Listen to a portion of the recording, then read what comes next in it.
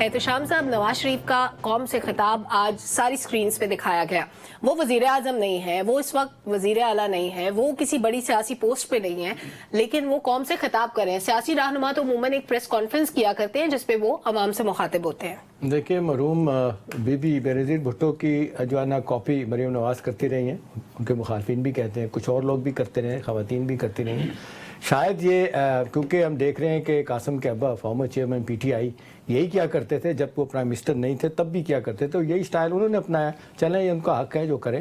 لیکن ایک ضروری بات سمجھنے والی سلمہ اس سارے معاملے میں یہ ہے کہ ایک شخص جو مفاہمت کر کے لندن سے یہاں آیا، وہ اپنا یہ سخت بیانیہ کیوں کر رہا ہے. ایک دوسری بات ہے کہ میں دیکھ رہا ہوں کہ جتنے آفیشیل ان آفیشیل کوارٹرز میں اور سیاسی جماعتوں میں بحث ہو رہی ہے، وہ یہ بحث ہو رہی ہے کہ جی ایک شخص ہے جس کا نام ہے نریندر مودی، وہ 2024 کا الیکشن پاکستان دشمنی کو سامنے رکھ کے لڑنا چاہتا ہے. نواز شریف صاحب اگلا الیکشن 2024 میں ہونا ہے جو وہ ہندوستان سے دوستی کر کے کرنا چاہتے ہیں. ٹھیک ہے نا؟ لوگ اس کو بھی سوالیہ نشان کے طور پہ دیکھ رہے ہیں.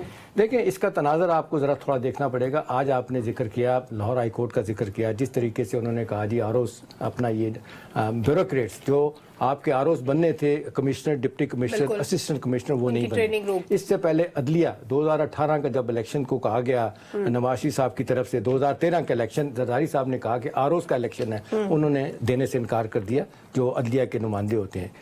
اب یہ 2008 کے بعد یہ پہلی مرتبہ یہ الیکشن ہونا تھا ڈاکٹر صاحب، کن کے ذریعے؟ ایگزیکٹو کے ذریعے. وہ ان کی ٹریننگ روک دی گئی ہے، یہ سارا معاملہ رک گیا.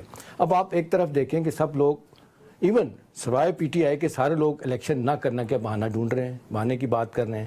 کوئی موسم کی بات کر رہا ہے، کوئی کہتا ہے جی لیول پلینگ فیلڈ نہیں ملا، کچھ کر رہا ہے. ابھی اسی تناظر کو اچھا بائی دے پہ آپ اس کو یہ سنیں، اچھا میں آ رہا ہوں اسی پہ بھی آ رہا ہوں. اب تو یہی لگ رہا ہے. دیکھیں، اس کے بعد میرا خیال ہے جو بہت اہم بات ہے ڈاکٹر صاحب، آج یورپین یونین کے جو امبیسڈر ہے، کل انہوں نے یہ بیان دیا، انہوں نے کہا جی ہم انور رضا اپنے مبصرین نہیں بھیج رہے پاکستان میں انتخابات کے لیے. مایوسی کا اظہار کر رہی ہیں اور ساتھ کہتی ہیں زیادہ زیادہ ہم اپنا ایک مشاہدہ کے لیے، ایک اپنا مشاورت کے لیے مشاہدہ، ایگزیکٹ لفظ کیا ہے، خاموش مشاہدہ کریں گے ہم جو آپ کے الیکشن کا ہوگا. اس سارے تناظر کو دیکھیں کہ آپ دیکھ لیں منسٹری، وزارت داخلہ، وزارت دفاع، وہ دونوں جو ہے نا وہ انیبلٹی ظاہر کر چکے ہیں کہ جو پرسنل چاہیے وہ نہیں مل سکتے. پھر آپ دیکھ لیں الیکشن کمیشن کو جس طرح بتایا جا رہا ہے کہ جی آروز مہیا نہیں ہوں گے. اس سارے تناظر میں آپ مجھے بتائیں الیکشن کس طرح ہوں گے؟ یہ ایک سوالیہ نشان لوگ اٹھا رہے ہیں. ٹھیک ہے، ایک اگلی بات سنیں، امپورٹنٹ بات. میری ابھی بات ہوئی تھوڑی دیر پہلے ایک پی ایم ایل این کے بڑے اہم آدمی سے جو لاہور سے الیکشن لڑتے ہیں. میں نے ان سے پوچھا، میں نے کہا جی فار گاڈ سیک سمجھائیں، سب جگہوں پہ بات ہو رہی ہے کہ نواز شریف صاحب کا لہجہ یہ کنفیوژن ہے، کیا ہے؟ انہوں نے مجھے کہا جناب بات یہ ہے کہ بیانیہ نہیں ہے ہمارے پاس، جو بیانیہ سلاخوں کے پیچھے بندہ بنا کے بیٹھا ہوا ہے اس کا توڑ نہیں ہو رہا. یہ بڑا واضح طور پہ مانا. اور پھر انہوں نے کہا کہ بھی جب آپ کی بادشاہت کورونیشن ہو رہی ہے، آپ کو لایا جا رہا ہے، دین یو شوڈ گو سلو. کیوں نہیں ہو رہا؟ تو مجھے لگتا ہے کہ یہ شاید نواز شریف صاحب بھی اب اس نتیجے پہ پہنچ رہے ہیں کہ یہ الیکشن ان کو بھی محتوج نظر آ رہے ہیں، جبکہ سپریم کورٹ کہتی ہے کہ جی نام ہی نہ لیں اس کو کم کرنے کا کہ نہیں ہوں گے. تو میرا خیال ہے سارے تناظر کو اس طرح دیکھنا ہو کہ نواز شریف صاحب کا مسئلہ اتنا گرم کیوں ہے؟